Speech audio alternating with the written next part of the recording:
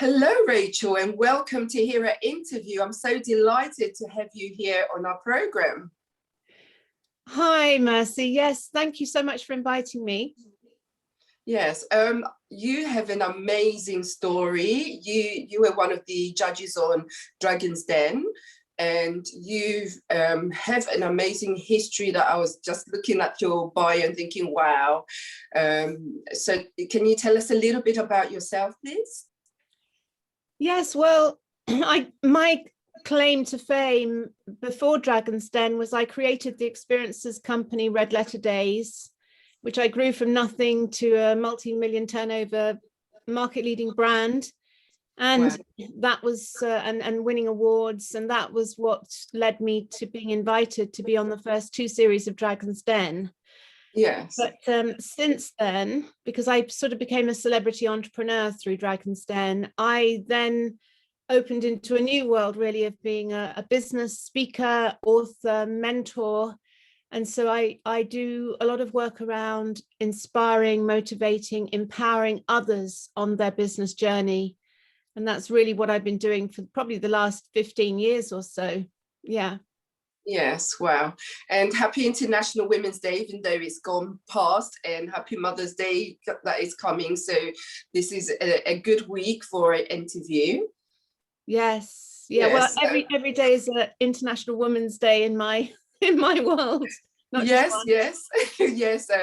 We do a lot as women, which goes unrecognized. You are a mom of 5, just like myself. Congratulations. How old are your children? So the oldest is 20, nearly 25, and then 21, 18. They've all got birthdays in March, so I'm giving they're sort of up to date. 25, 21, 18, 15, and 13. So they're all getting a bit older now. Yes, wow, you look amazing to have a 25-year-old. Yes, so I noticed also that you applied to universities, got rejected by universities, but that didn't stop you. Tell us a bit from your humble beginnings, please. Yeah, well, I went to an all-girls high school where the program really was, you get your O-levels, A-levels, and then you go on to university. So I was really in the program and doing really what everyone else was doing. And I actually wanted to do art history at university. And I got just rejection after rejection. And eventually I got an offer to do maths at Keele. Wow. And I thought, no, I can't do 3 years doing mathematics. I mean, I am quite right brain and left brain, you see. I discovered that later, and that actually makes me a very good entrepreneur because I've got a right brain creative marketing side. But I spent the first 7 years of my life in accountancy, actually. So I've got that numbers, left brain, engineering side. So yeah, so when I got rejected from all these universities, I then applied to all sorts of management training programs and got rejected from all of those. Wow. And it was a real training in how to cope with rejection, really. And in the end, I just got I saw a little ad in the local newspaper for an office junior in a local firm of accountants, and I applied for it. Yes. I got my foot on the ladder and I worked my way up. And by the age of 21, I was working at Arthur Andersen, which was the biggest accountancy firm in the world. And I had managed to get my tax qualifications, and I was specializing in entrepreneurs and small businesses, the taxation of them. So it was a kind of interesting back route into my eventual career as a businesswoman. Yes. Because I really understood about, I'd worked, for 7 years in an accountancy, working for kind of wealthy entrepreneurs as my clients, which was incredibly inspiring, especially in the 80s in the city, in the Thatcher era of growth and expansion and woman power. Yes. It was an amazing time to work in the city, Yes. So yes, we're talking about women power, and because we're on a women's platform. How did you cope with that? Because I think back then there were not too many women in high positions as there is now. Yeah, so I had a lot of inspiration from some of the great early female entrepreneurs like Anita Roddick of Body Shop, and Sophie Merman, who created Sock Shop, Debbie Moore, who floated Pineapple on the stock exchange. So all of those women were coming through in the 80s. And then obviously we had Margaret Thatcher. The Iron Lady. The Iron Lady. So, well known. Yes. So, but it was, Margaret Thatcher was interesting because I mean, I was totally in the program in the city. I loved Margaret Thatcher and everything she stood for. And it's only really in retrospect that I realize now that she was drawing hugely on her masculine energy, you know. And I really realized, having been through the whole corporate world now, looking back on it, I really got myself included, because I grew up with 4 brothers, so I learned how to fight. I just the way that I was really successful in the world of business was because I knew how to fight and be as strong as the men. And it's only recently, probably in the last particularly in the last 7 or 8 years, that I've really uninstalled a lot of those programs through doing a lot of healing and shamanic work and understanding and trying to really work from a much more powerful, feminine, intuitive, tuned in to earth energy, shamanic, shamanic work and trauma healing, to really bring my feminine side back online, you know, because I really was working from my masculine energy in those years, you know. Yes, I think too often most women feel that, and most women feel that they have to do that in order to survive in a male-dominated world.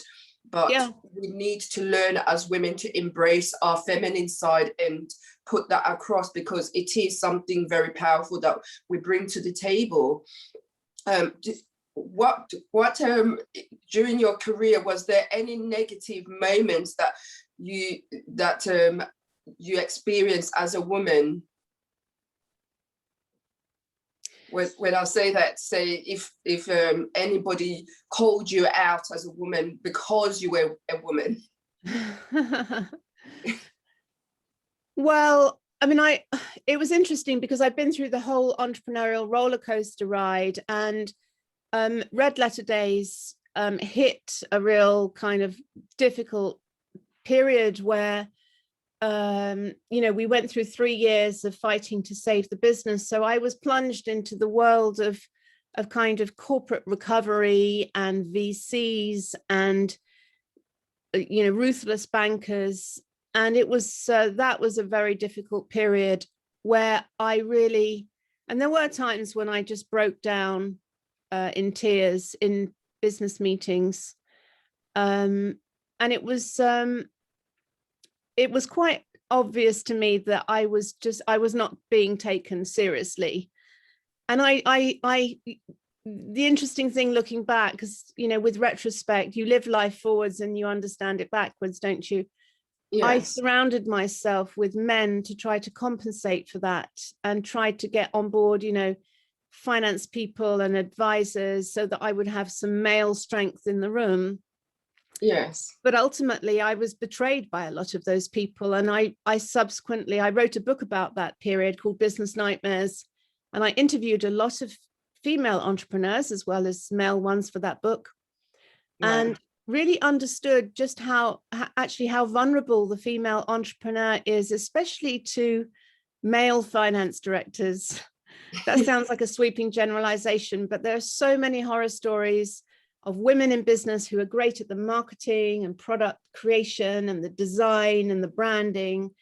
And they put all of their financial eggs and they trust usually a man as their right-hand man, finance director, who swindles them, steals from them, or tries to undermine them in some way. So it was a very interesting period, and many female entrepreneurs experienced that same nightmare as I did. Yes, I totally agree, because you're just echoing my own experience in a male-dominated world, having been in business for so many years. I think you've mentioned who your role model is, but female role model? Those were the role models of that era. Okay, how about you know, now? as a schoolgirl and as a young woman, seeing, you know, people like Anita Roddick, and I met all of these women actually over as I became more sort of famous and high profile. Yes. I would be invited to these sort of businesswoman soirees and gala and be the speaker on the top table and sit next to some of these amazing women that I'd admired when I was young, and it was quite incredible, you know. Yes. But I wouldn't say that they were necessarily my role models now. Yes. Okay, so who would you say is your role model currently? Well, I work with a lot of very incredible, more spiritual people, high priestesses. Yes. So my role models aren't kind of so much celebrity, high powerful figure people. They are much more people that I know and work with who are like high priestesses. Yes. You know, who've got that, who are tuned in to higher dimensional realms. And I kind of surround myself as far as possible with people who are working on that sort of higher vibration. Yes. So that's my real inspiration, is actually real life wise women. And a lot of them are wise elders. You know, this is the interesting thing of the current time. In my world, there's a lot of very wise elder women, whereas the mainstream would have us believe that what older women just need to be shuffled off to a care home. Yes. And have dementia. You know, there's no honoring of the crone, so the you know, the maiden mother crone, the three faces of Hecate, the moon goddess, the maiden, the mother, and the crone. There's no honoring of the crone in our society. Yes. And if anything, the women who have opened to that spiritual higher dimensional teachings are kind of still thought of as kind of witches, you know. Yes. So there's still a lot of that, a lot of those archetypes around. Yes, yes, I totally agree there too, because I think a lot of learned from the older women, and you do learn wise things from the older women. So we are a women's organization and we want to build a women's city. So what would you ideally envisage would be in that city if you were to pick something to contribute there? A woman's city? Yes, and it's open to male and children as well, but it's a women's city. So, well, that's a very interesting question, which has a lot of elements which I'd love to sort of unravel, because I think it's dangerous for us to say male, female, man, woman, because to me it's much more about masculine, feminine, and yes, all of us have inner masculine, feminine energy. So, you know, just like I was in my power era of drawing from my masculine energy, and we have women in power roles who are in that same masculine energy, like Priti Patel's great example of very ruthless, hardened, you know, quite masculine energy female. So that's number one. So so that's number one. The second thing, this idea of city, because this masculine energy in truth is a patriarchal control system, and cities, from a feng shui perspective, cities are machines to control people. So from my point of view, and this is one of the things that I'm currently working on, is creating eco communities in tune with the land, because I'm very much into shamanism. So this idea of a woman city, I would say the thing that I would love to create is an eco community in tune with Gaia, which is led by feminine values of the heart, where it's not all about money, it's where it's not run like a business, it's run like a family. Yes. A business will go for whatever makes the most money and the people that make the most money and the highest value people. Whereas when a community is run like a family and the leaders are like a mother, yes, everyone gets looked after. Everyone is made to feel safe. Everyone is nourished, and people who fall sick are healed and looked after, and there's no judgment of you're a high value person, oh, you're a do not resuscitate order person, you know. So Yes. I think that there's a fundamental shift, but I think to say a woman's city is slightly playing into a patriarchal program, which maybe needs to be unplugged and uninstalled at some level. Okay, wonderful. And what would you say to your younger self today?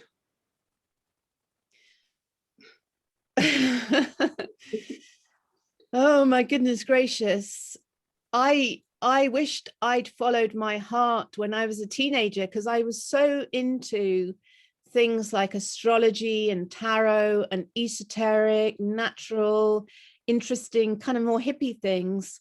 Yes. And it was kind of the grammar school girls system, that program that led me into accountancy. And I did get hooked in to this chasing money, chasing success in the kind of in that patriarchal program. And also to the extent, because at that time there was a lot of emphasis on the superwoman. So when I came to have my 5 sons, yes, I really did it from superwoman. Like, I was surrounded by nannies and childminders and nurseries and contract drivers. So the contract driver would come and take my children to the nursery, and I'd rush off to the office, and then the contract driver would collect them from the nursery and deliver them to the childminder, and probably I'd arrive at about 7 p.m. to collect them. And I just realized now, I realized that I'd fallen into this program, which kind of got embedded in the 1970s, the Superwoman program, the Shirley Conran program, which kind of sidelined being a mother into being a kind of inferior life choice. And I now realize how important being a mother is. And I don't think that we have honored motherhood, being a mother, and the great mother, Gaia herself. I don't think at any level the mother has been honored. Yes. So these 3 stages of Hecate, the maiden, the mother, the crone, they've all been undermined by the patriarchal control system, because the maiden has gone into that kind of glamorous, porn star-y, sex-led, you've got to be sexy to be attractive. So at every stage of the feminine, all the 3 faces of the feminine have all been corrupted by the patriarchal control system. And those programs really do need to be, we need to shine a light on them and unplug them at the deepest level, so that we can restore the honoring of the female at all those 3 stages. Sorry, I'm on my soapbox now. No, that's fine. Into this, because I feel very strongly about it, as the more I understand and the more I tune back into the natural nature, divine goddess aspect. Yes. The more passionate I feel that we need to a deep restoration of what it means to be a woman at every stage of the female journey. Yes, I totally agree. Because you mentioned about your connection as a mother, that you see it differently. What do you define how a mom should be? Well, I would come at it from the direction of what has happened on this planet, and why the planet is in such a mess right now, and why we are in the throes of a global corporate hostile takeover bid, which is in truth what is happening with the World Economic Forum and the whole COVID pandemic. What has happened is we have created, inadvertently and unconsciously, we have created a whole generation of highly traumatized little boys who've grown up to be sociopaths. Because, and having trained in trauma and trauma healing, I really understand now how much trauma is created through pregnancy, childbirth, and early years childhood developmental trauma. And when a child can't fight or flight, it freezes, and that's basically the heart closes down, and it's a safety mechanism. Yes. And so what we have, and to get to the top in politics and in business, you need to be heartless and ruthless. And I've been in that world, and I know it, and I know how it runs. Yes. At the top in business and in politics, there are a lot of extremely heartless, ruthless men, and they are men. Yes. And they are the result of unconscious parenting.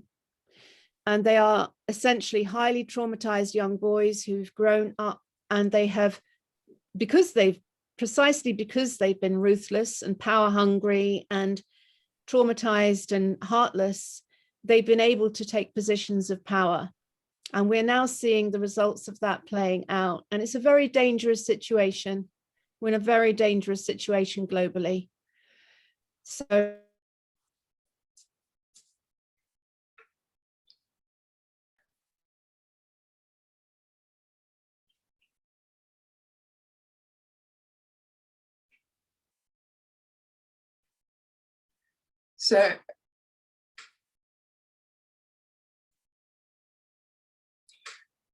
when we look at your work when you were working as Dragon's Den, what were the ways that you decided to pick who should win or who you want to invest in?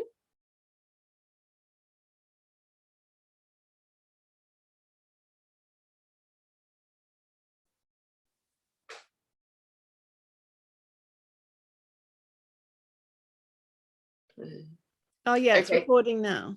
Okay, so just to complete then, out of the current meltdown in society will be reborn a new way of being on the planet, a new way of motherhood, a new way of conscious birthing, and a new way of bringing up our children, which is much more in harmony and much less trauma creating for our children. Wow, wow.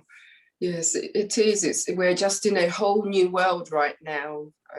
It's shocking. It's a metamorphosis. What's going on? It's like a metamorphosis, and we are in the cocoon. And the cocoon, we're actually breaking out of the cocoon that has been wrapped around us, and a butterfly will emerge from that. But it's when a butterfly emerges from the cocoon, it's quite hard work for it to break out of the cocoon, but that's it's building the strength in its wings to fly. And that's the period that we're going through at the moment. That's my heartfelt understanding of what is truly going on at the moment.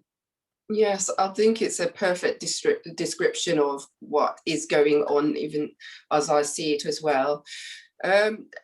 Before Zoom and the interruption, I asked a question when you were a judge on Dragon's Den, for those people who are interested in what made you pick certain businesses to invest in. Yeah, so on Dragon's Den, it was very interesting because I did Dragon's Den before I really understood about energy work. But yes. Looking back, and I realized tuning in, I was really choosing the person, not the business so much, because it's people that make things happen. And, you know, and I've been a business mentor. I've been in business for many years, you know, in accountancy, reading hundreds of clients' files, business plans, my own businesses, mentoring hundreds, thousands of people through my workshops and programs. And anyone can have a great idea. Great ideas, literally, they're 1,000 a penny. The thing that makes a great business is the person. And there's very few people who can take an idea and make it manifest into reality and have the commitment and the longevity and the strength and endurance to make it manifest and to grow it from a seed into a thriving business like a garden, which yields fruit. So there's very few people like that. So I very definitely was choosing people that I felt drawn to, an affinity with, that I felt I could work with. I was actually probably proved wrong in my choices, but I feel now I'm far better at reading energy. There's a lot of kind of needy people, and I really get about the Cartman drama triangle, persecutor, victim, rescuer. There's a lot of people who are quite traumatized and they're looking for a rescuer. And I really understand now. I really sense when I'm being drawn into a drama triangle. Yes. And also how to heal that and how to transcend it as well. Yes. Okay. Just so we can be clear with our viewers, you no longer invest in businesses. You are now a mentor and a speaker.